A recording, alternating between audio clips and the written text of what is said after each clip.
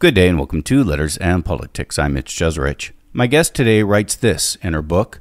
Reporting on conditions in Texas in 1868, Secretary of War Edwin Stanton wrote that the killings of black people were so common as to render it impossible to keep an accurate account of them. This violence could only occur, Stanton added, because it was countenanced, or at least not discouraged, by the majority of white people where it occurred. That comes from the new book called I Saw Death Coming, A History of Terror and Survival and the War Against Reconstruction. It is written by Kidada Williams.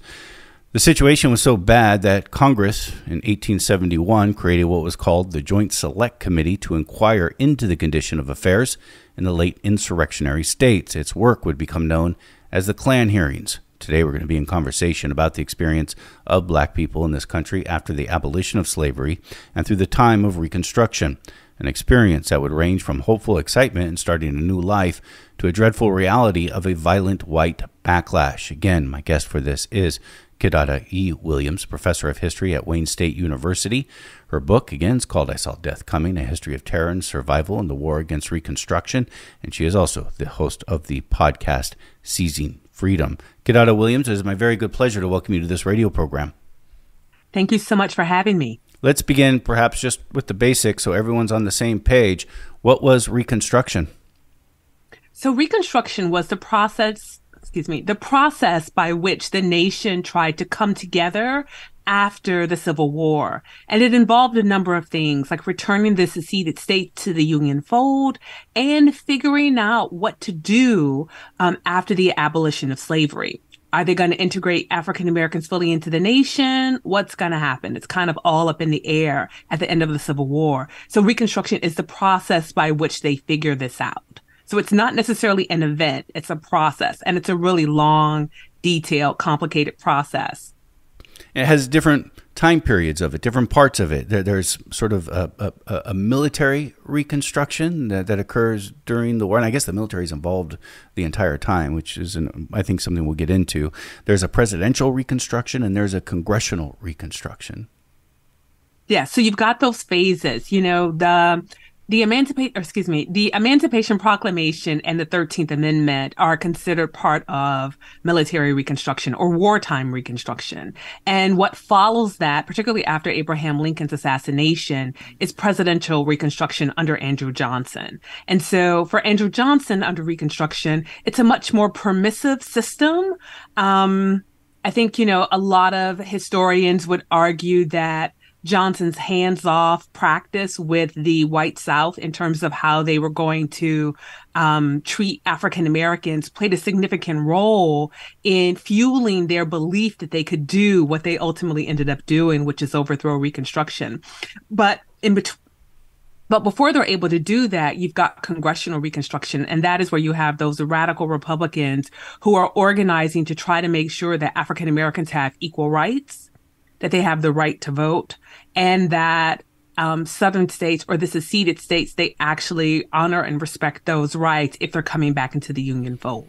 And what we end up getting out of Reconstruction are some very important constitutional amendments, the 13th, 14th, and 15th Amendment to the Constitution, and also the 1866 Civil Rights Act, which people think of the Civil Rights Act coming from the 1960s, not the 1860s. Oftentimes it's portrayed that the 1866 Civil Rights Act didn't have the teeth, and you would need these other Civil Rights Acts, you need them before then, but you get them 100 years later. Tell me the importance of these laws. Well, I think that with the Civil Rights Act of 1866, what it does is, first of all, it's one of the first civil rights acts in the history of the world. And what it does is it declares very clearly that African Americans have the right to have rights.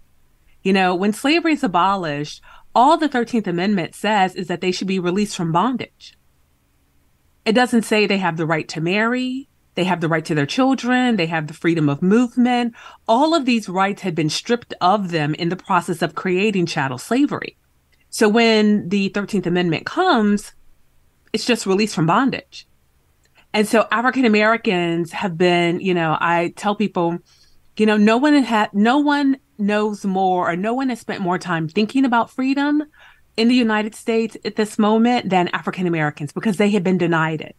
So they've been looking at freedom from the outside for all of their lives. So they know what they believe it means because they've been witnessing it all along.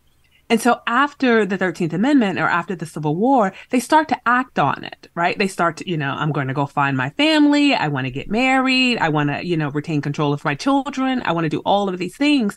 And they're running into opposition from the former enslaving class about their right to these very things. And so they have to press. They have to press lawmakers. And what members of Congress will do is pass this act, the Civil Rights Act of 1866, which is really, really detailed.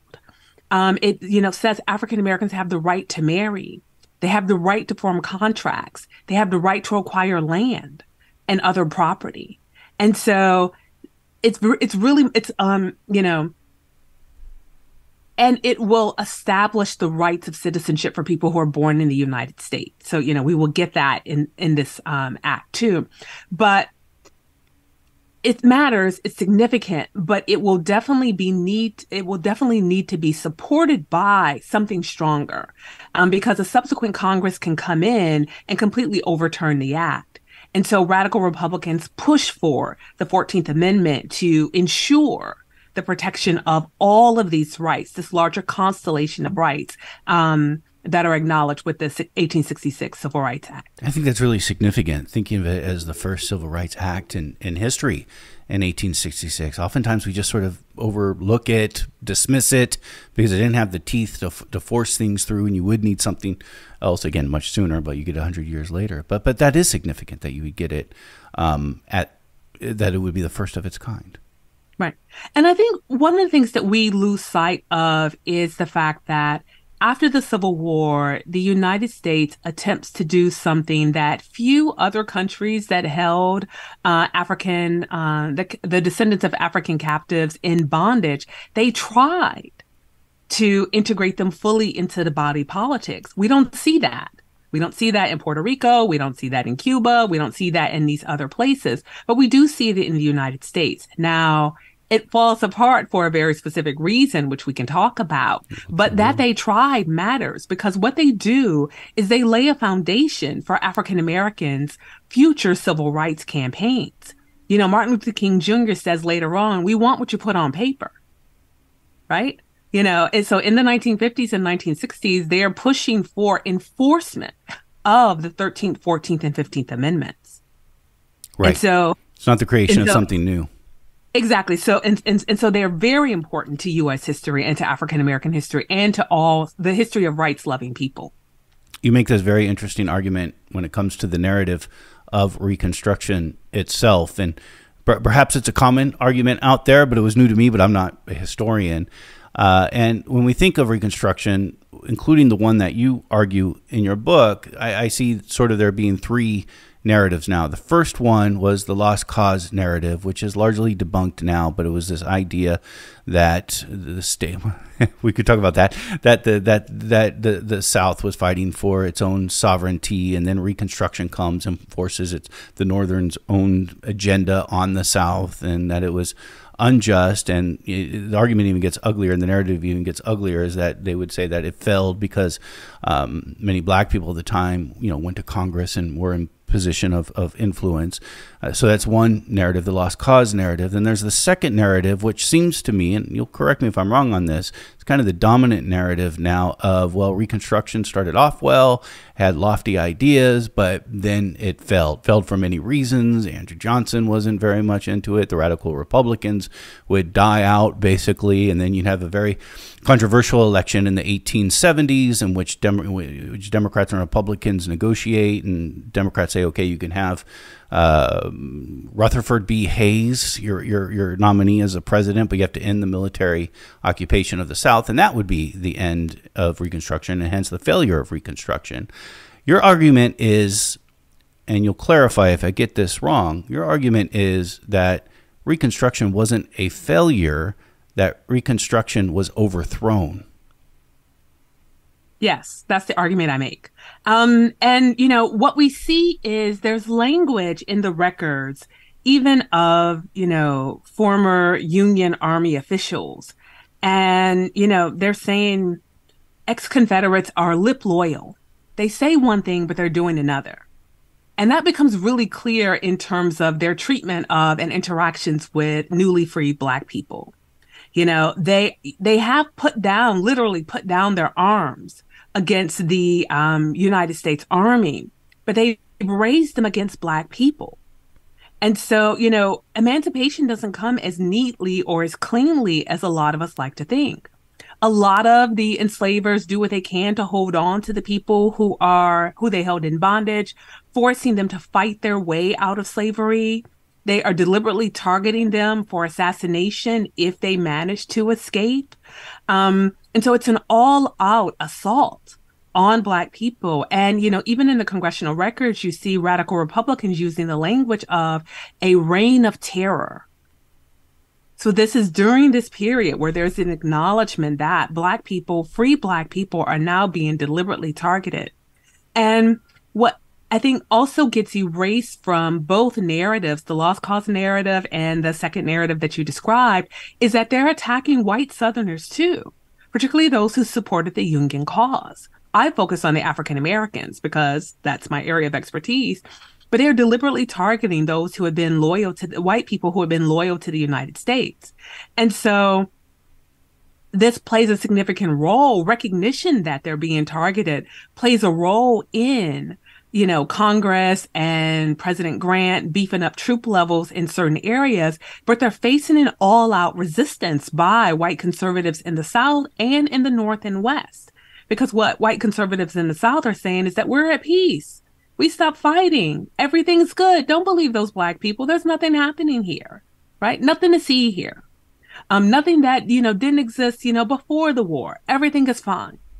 So that's what they're saying. But in reality, there's something very different going on. They are targeting for assassination Black male voters. They are often stalking Black elected officials and assassinating them on a regular basis. And so it is another war. I say in the book that we've been taught that wars end neatly. And the wars that we live in, the wars that, that are going on in our time should teach us better than that, right? The Civil War doesn't end as neatly as we like to think it does. It's followed by a new conflict. And this new conflict is this targeting of African Americans. But what a lot of the nation says, particularly white Northerners and Westerners, well, they're not fighting the U.S. Army, so that's all that matters, right? So there's this sort of investment in a sort of like a white peace. And by that, I mean like a peace between white Southerners and white Northerners and Westerners, irrespective of the fact that white Southerners are still deliberately targeting Black people in this war on freedom. Kidada Williams, again, the book is called I Saw Death Coming, A History of Terror and Survival in the War Against Reconstruction. You do focus on the Black experience in Reconstruction, including the beginning of it, which, there was some hope there for many of the things that we talked about, the 13th, 14th, 15th Amendment, the 1866 Civil Rights Act. Tell me about, you write about the people's experience from these congressional hearings and also a New Deal era program meant to capture stories from people who were still alive at the time in the 1930s. We'll talk about both of those things. But I do want to ask you specifically about one couple, Abe and Eliza Lyon from Alabama. Tell me about their experience with when they got out of slavery. So when Abe and Eliza Lyon get out of slavery, they're in Choctaw, Alabama, and they, I use the language of they sprint into freedom. They run like hard to achieve all of their dreams of a life beyond slavery. Abe he had been a skilled laborer while he was in bondage. He opens his own blacksmith shop. Eliza, who had worked on the farm or who had worked on the plantation, she's able to leave that work and work from her own home. Their 3 children are in school. They own a horde of hogs. So, they are living their best emancipation life. And within 5 years, they've saved like $600, which is the equivalent of about $200,000 today. It's a success story. Mm-hmm. Exactly. So, so they have made the most of freedom. Abe can vote. He would want to vote to make sure that he can protect all of the rights that they've now acquired as free people. And they're making the most of it. And that success is why they and other Black people are targeted by white supremacists in the South. There's not any indication, and members of Congress, and members of the presidential administration insisted on doing an investigation to make sure that Black people weren't deliberately targeting white people. And they found that they were not. And what they're doing is that this is part of a larger all-out war on Black people enjoying all of their civil and political rights. And Abe and Eliza's family, they are targeted in what will become these series of night raids, which are like home invasions, or some people like to liken them to no-knock warrants. But what happens during these events is that people are seized, they are held hostage in their homes, they are often tortured and murdered, and subjected to all kinds of obscene acts. And in this instance, when Abe and Eliza are attacked, when their family is attacked, Abe experiences what can only be described as paralytic fright. He's so traumatized by the prospect that they have come for him. He's had no warning. There's no expectation. There's no belief that they're under threat. And he's dragged out of his house and he's killed. And Eliza and the children eventually they survive the attack. And Eliza is she's determined to get justice for her husband. And so she's ready to testify, but something happens and she flees the town. She and the children flee the town for their lives. And the men who had deliberately targeted them are following them, but they safely make it to Demopolis, where she later testifies before Congress. And I think that story matters because it shows just how much they achieved. And when we think about the reality of those who were, committed to keeping Black people in bondage, that kind of success was an affront. And they did everything that they could to knock it down and destroy it. Eliza Lyon testified at this congressional committee in 1871? Yes. Tell she me. Testifies. She tells her story. She tells the story of what happened, all of the things that they had done. The man who had held them in bondage, Francis Lyon, testifies too. He says, I had no problem with him. He was outspoken, he was bold, he was confident, but I had no personal problem with him. But Eliza testified too. She testified before Congress and she told lawmakers in Demopolis what happened to her, what happened to her family, and how much they were suffering, having lost their home, their homestead, all of their belongings, their cash, and everything when the men came for them. So their slave master also testified. Their former enslaver did testify. He was called as a witness, and he said, they're essentially upstanding people. I had no problem with them. Was that common in these hearings to also have former slave masters?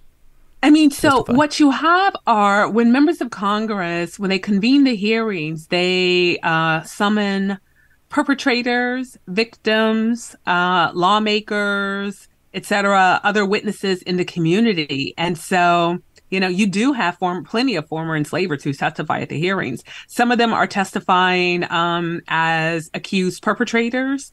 Others are testifying as witnesses, witnesses for the people, potentially either for the perpetrators or the victims. So it varies significantly. Like the hearings there are 13 volumes. You should know that. And they're full of testimonies from all people from the South. This must be a rich source. And you use this a great deal for the book that you write. I saw Death Coming. I do. It's an incredible archive, and historians have known about it, and historians do use it on a regular basis. But most of them, when they use it, they focus on the fact of election violence.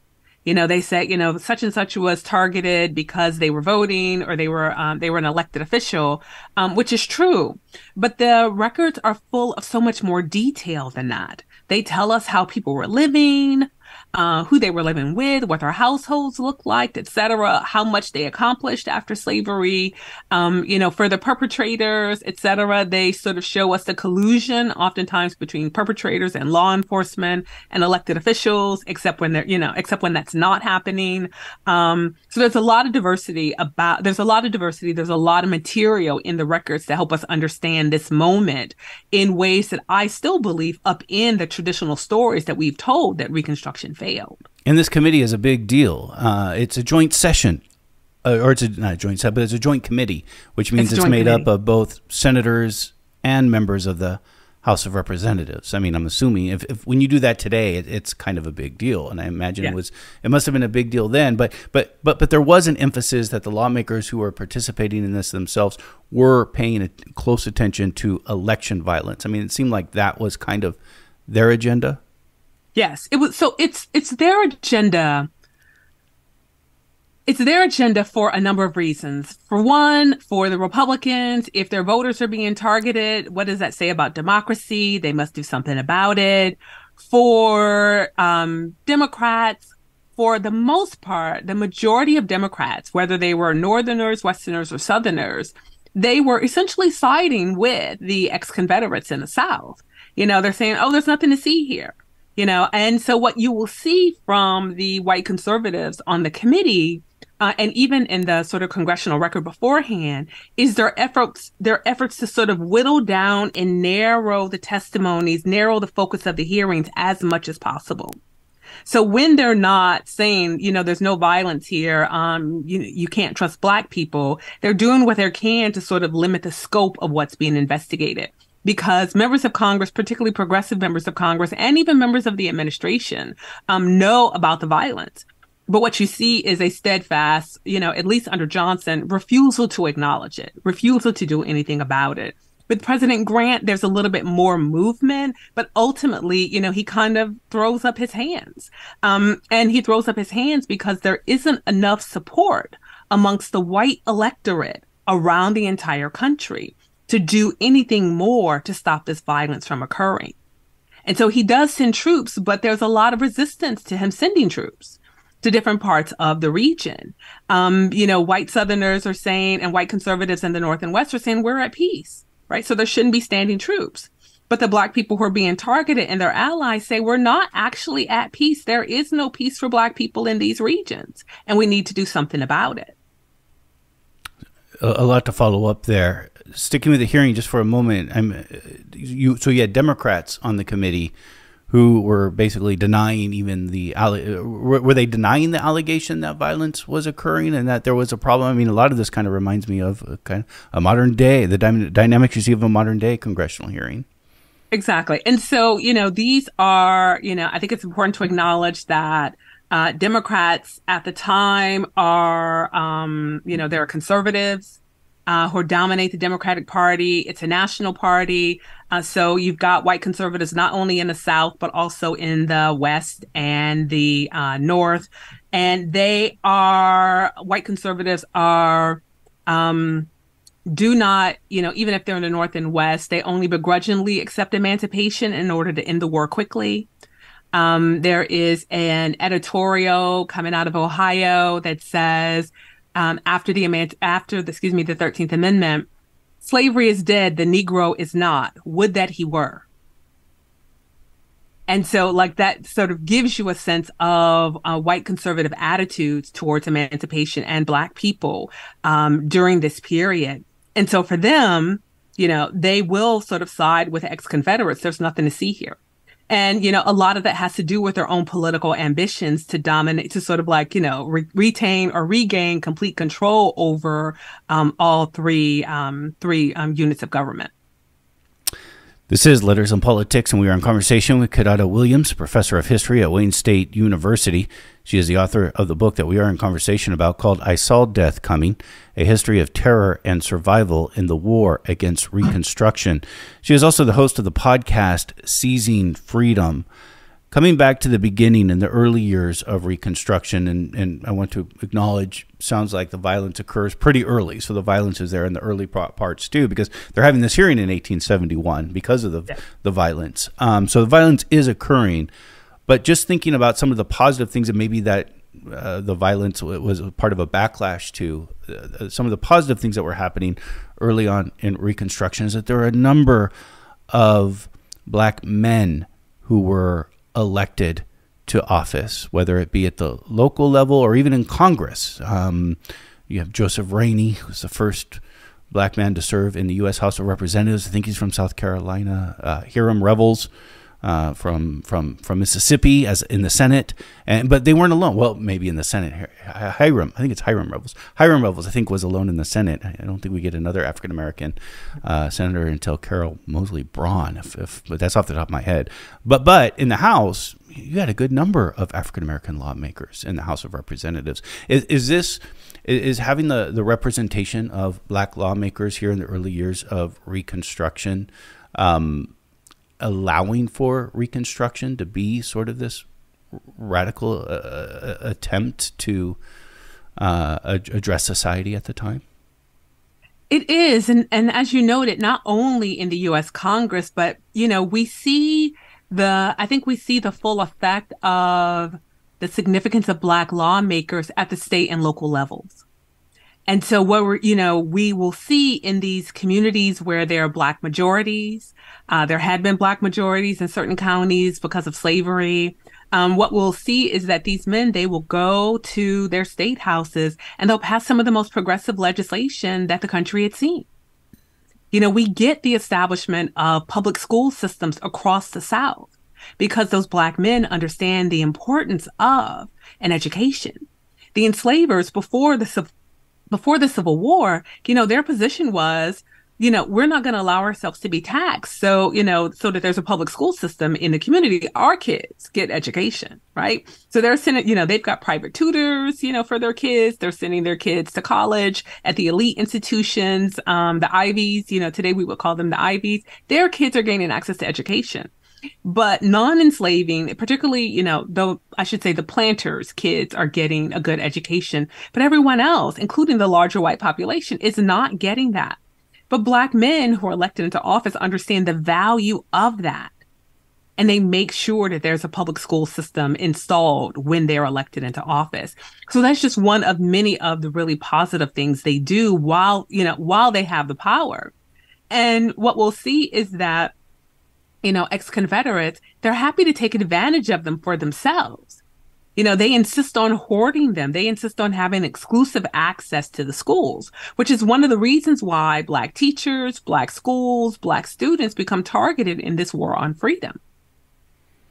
Talking about ex-Confederates, we're talking about the rise of the Ku Klux Klan. Where does the KKK come in this story that you weave together through the testimonies that were available? Right. So the violence starts before the Klan is organized. I think that's important to acknowledge. The Klan is formed in the spring of 1866. Initially, it's a group of men who are engaged in like these social pranks. They like to dress up, they perform musical entertainment, etc. But then they sort of evolve to this deliberate targeting of their political enemies and certainly of black people. And then it just sort of takes off like wildfire from there. But I think it's important to acknowledge that the Klan becomes so big that anyone who's associated with it, anyone who is deliberately targeting black people, who's trying to hinder their access to the vote or to their exercising their rights, is often associated with the Klan, whether they're members or not. And so like the formal membership in the Klan is smaller than the people who could be associated with it because they're engaged in this war on freedom. And so we see the Klan activity really take off in 1867, particularly their deliberate targeting of black people and white men who had been loyal to the United States in the Civil War. They really start to take off. Their attacks on them, this wave of assassinations, really starts to take off in 1867. One historian refers to 1868 as the killing fields, because that's how many men are targeted. And these are voters who are shot down at the polls. These are lawmakers, people who have been elected into office, who are driven out of office, or who are assassinated in order to deny them their seat. So this violence, and it continues over the span of Reconstruction. The federal investigation will prompt, and a massive arrest will prompt, will sort of play a role, I should say, in the Klan being driven underground, the first Klan being driven underground, but not before thousands of people are killed, not before hundreds of men are disfranchised and driven out of office. I guess we don't have an exact number of how many black people were killed during Reconstruction. Robert Smalls, who is one of these first African American congressional members, estimated about 53,000 people. Yes. And we don't know how he came up with that number. What I imagine is that he is adding up the reports that you see from the colored conventions. So these are the sort of political meetings of African Americans that predate the Civil War. They continue, and what they're doing is that, they have a regular roll call. Newspapers, he's probably scanning newspapers. He's probably receiving reports. He may even have access to some of the records from the Freedmen's Bureau before it's disbanded, just to get a sense of how common this violence is. So we don't know for sure how he comes up with that figure, but based on the evidence that we've seen, there's sort of good reason to sort of, think that he, may be close in terms of having a good sense of how many people were killed in this war on freedom.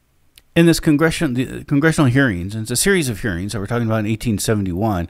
Probably important to know they weren't occurring in Washington D.C. They were actually going into the South, where you don't have planes, and travel it took much longer than it did then. So it was important for the committee, and it was also known as the Klan hearings. Was the Klan a principal focus for this committee, and did they ever have anyone from the Klan testify? Yes, they do have plenty of people testify who are members of the Klan or who are engaging in what we might call Klan-like activity. So it later becomes called a Klan hearings, but that's because of how common what we would describe as Klan-like activity features in so many of the testimonies.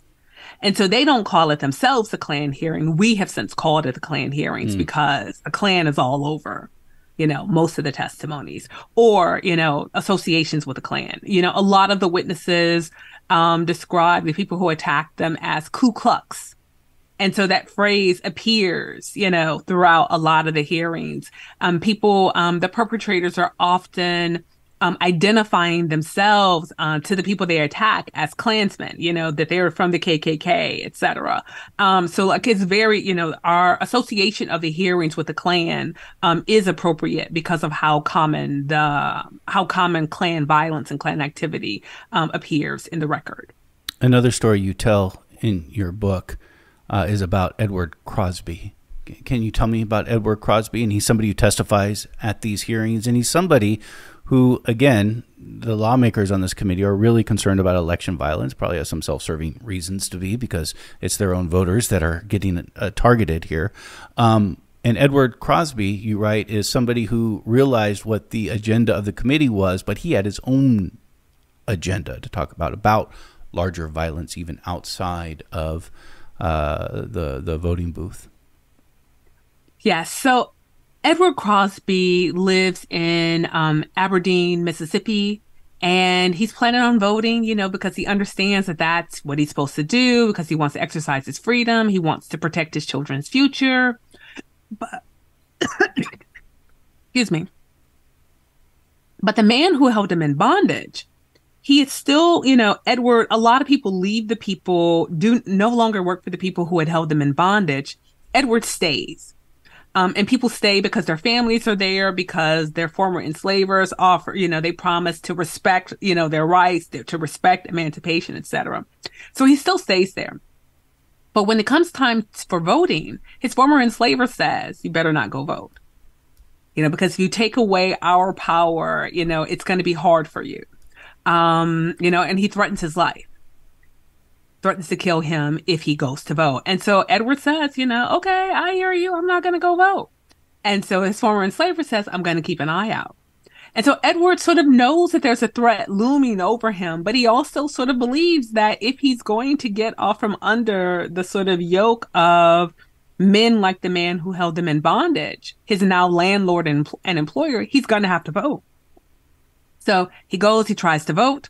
And he's told that there are no ballots available. There should be ballots available, but he's told that there aren't any. He goes to a couple other polling places and finds the same thing.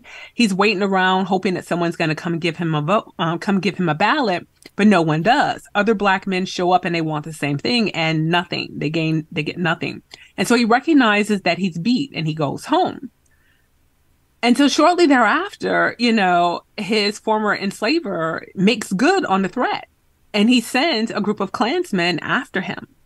One night, Edward is stepping out to get some water for his child, and he feels and hears a rumble.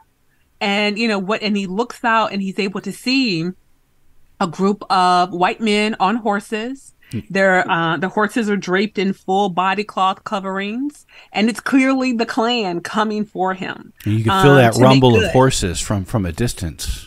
Exactly. You can feel it, and as they get closer by the moonlight, you can see them. And if they have torches, you can see them even better. And so Edward, knows that they are coming for him, and he, sort of runs and hides in a smokehouse, hoping and believing that, if they don't find him, they won't harm his family. And so the men, they come, they get down, they ask for Edward. His wife says, I don't know where he is. Maybe he's visiting his sister. And so the men, they hang around a little bit and then they decide to leave. And, the family, they are safe. They are, they are safe, physically safe after the visit. But Edward lives in fear of what's going to happen. Because oftentimes when those kinds of threats are made, the people who make them don't give up. They'll continue to stalk them. So he lives in fear. And that's what he tells members of Congress when he goes to testify, that, if he hears a crack or if he hears like a twig crack in the middle of the night, he's up and alarmed that they are now coming for him again. So he wants to communicate the terror, that families are living with because of this unchecked violence in the South. Were there consequences for any of the people who testified at these hearings? Any of the Black people specifically? So, there are reports in, the records of people who testify later in the process, of people who testified earlier in the process being killed. In the process. Yeah. Yeah. So you think they hear testimonies from 1971 and 1972. In the historical record, you also have some of the Ku Klux Klan trials from South Carolina. So those happen a little bit earlier. That's sort of like 1868, 1869 is when you have those trials. And what people who testify in 1871 from South Carolina, for example, say is that people who had testified in earlier forums had been killed. And so, that is it's very clear in the record. It's palpable, like their terror about, testifying. Some survivors who testified at the hearings won't name the people who targeted them. They know who targeted them.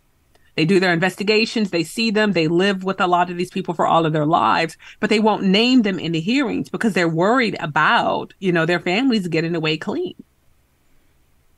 Obviously, the record and the testimony that's written down from these committee hearings is invaluable.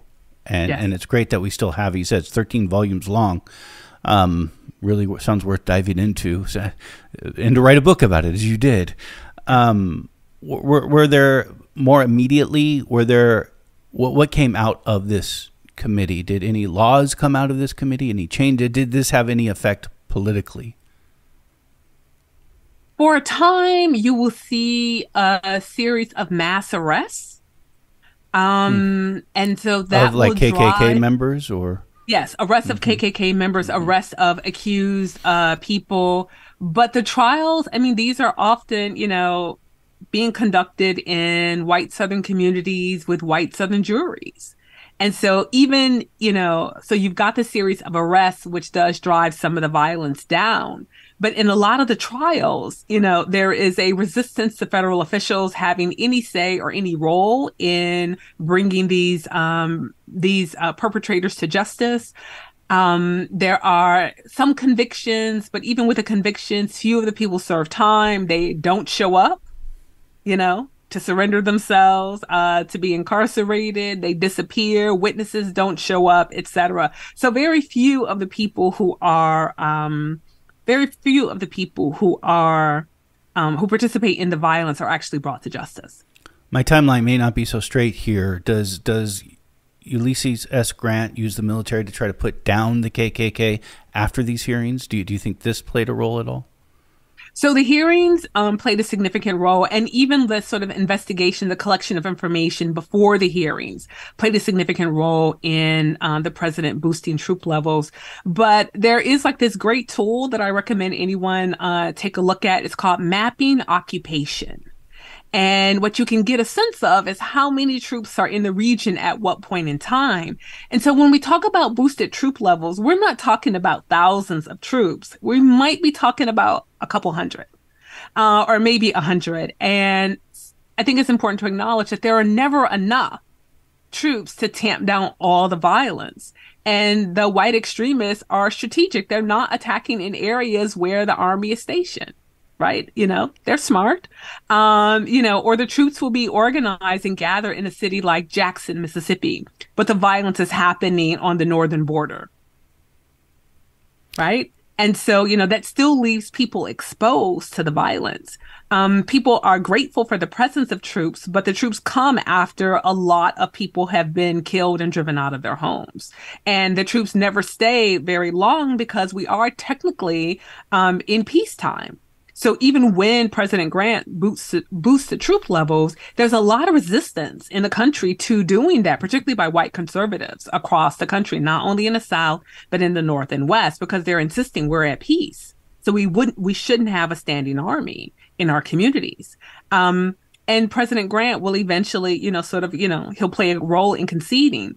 But I think it's important to acknowledge that by the time the last of the troops are removed, the numbers are really low. They're not as high as we might like to think. How important is the military in the South during Reconstruction? So I think the military is very important during Reconstruction in terms of enforcing the 13th, 14th, and 15th Amendment. But that only matters where they are. Our laws, our Constitution isn't self-enforcing. And if you're in a technical peace and you've got the opposition, if you got white conservatives across the country jumping up and down, yelling and screaming about having to live with a standing army, there is more and more pressure to reduce the number of troops. And, from the men, the soldiers themselves, the white soldiers in particular, they want to go home. They've done their time for a lot of them. They don't want to have it extended, especially, in this region dealing with this level of violence. And the Black troops who are in the region, they want to be there, but they're also they are also deliberately targeted with violence from the ex-Confederates. President Grant oftentimes is credited with putting down the first iteration of the KKK. We get another iteration of the KKK in the 1920s. But with do you think that's an overstatement? I think it's an overstatement. You do? Mm-hmm. Yes, I think it's an overstatement. And I mean, he didn't have to, right? But I would argue that he could have done more and he could have done more sooner. And if he had acted sooner, if he had done more, he probably could have saved more lives. But I also understand why he didn't do it. He didn't do it because the larger white population was resistant to doing anything to bring about this violence or to sort of bring an end to this violence. What you see from a lot of Americans, I use the language of sort of overthrown and abandoned, right? For a lot of white Northerners and Westerners, they only want to move on to other things. They want to move on to, driving Native Americans off their lands and stripping them of their rights. They want to focus on those other things, not necessarily making sure that Black people have the right to be free, equal, and secure in the South. And then with the 1876, I think it's 1876 election, my timeline could be off, and you will correct anything I get wrong. But I think it's the 1876 election between Samuel Tilden and Rutherford B. Hayes. It's very controversial. It's stalled in Congress and County Electoral College count. We heard a lot about it during the 2020 Electoral College count. Democrats and Republicans make an agreement. Democrats say, we'll let you have Rutherford B. Hayes as the president if, in exchange, you end the military occupation of the South. That's oftentimes seen as really the end of Reconstruction. Is that how you see it? So historians would argue that Reconstruction doesn't end until the 1890s. Because you still, you've got the last of the troops that are removed, but African Americans are still able to enjoy many of their civil, not all, but many of their civil and political rights because Jim Crow hasn't been fully installed. So you do have that election, you do have the removal of the last of the troops, but Reconstruction, there are parts of Reconstruction that continue well beyond the troop removal. I think a poignant story about the success and then as you would characterize, the overthrow of Reconstruction is what happens to those original lawmakers, the original black lawmakers, and that, again, I think you have about a dozen or so congressional members. Within a few years, they're all gone, and you'd go like another 30 years until you would have, or longer, until you'd have a black lawmaker again. Right. So the last is George H. White. He leaves in 1901. And he's one of those people, who says, this isn't our last hour. We are going to continue fighting for our rights. And that's what African Americans do. They continue to build on the promises that were made during Reconstruction to try to fight to establish a larger coalition of people who believe in liberty, justice, and freedom for everyone. And that's where we will get the civil rights movement. They are building on, they are standing on the shoulders of the people who fought for freedom during Reconstruction. Last question. The other source you rely on, and others, but another major source you rely on, comes from a New Deal program that people were sent out to try to get the stories of people who were formerly enslaved, who were still alive in the 1930s. Tell me about that source.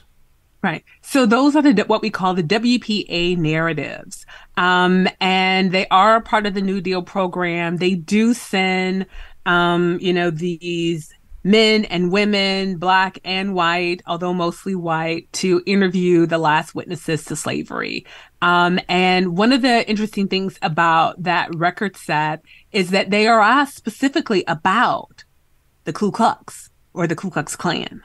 And so what you get are people who were children or who were young adults during Reconstruction, and they tell their stories of Klan violence. And what you can see very clearly is how closely they sync with the testimonies that were given in 1871, 1872. But what's interesting is that it's from the perspective of young people, from people who were children.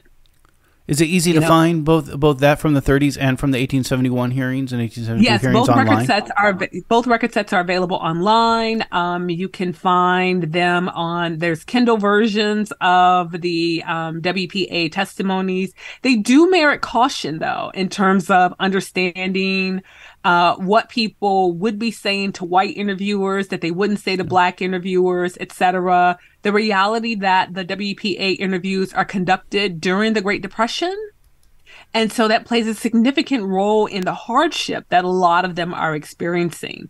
So you need to sort of like go into the records knowing the context, knowing what's happening, knowing, the sort of racist questions that, and racist judgments that some of the white interviewers are asking the black witnesses. And, being aware that those black interviewees, I should say, how they fight back, how they challenge efforts to minimize or distort the stories that they're telling.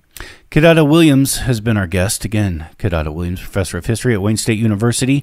She has joined us for a conversation about her book, I Saw Death Coming, A History of Terror and Survival in the War Against Reconstruction. Professor Williams, that was informative and interesting and fascinating, and I thank you. Thank you so much for having me.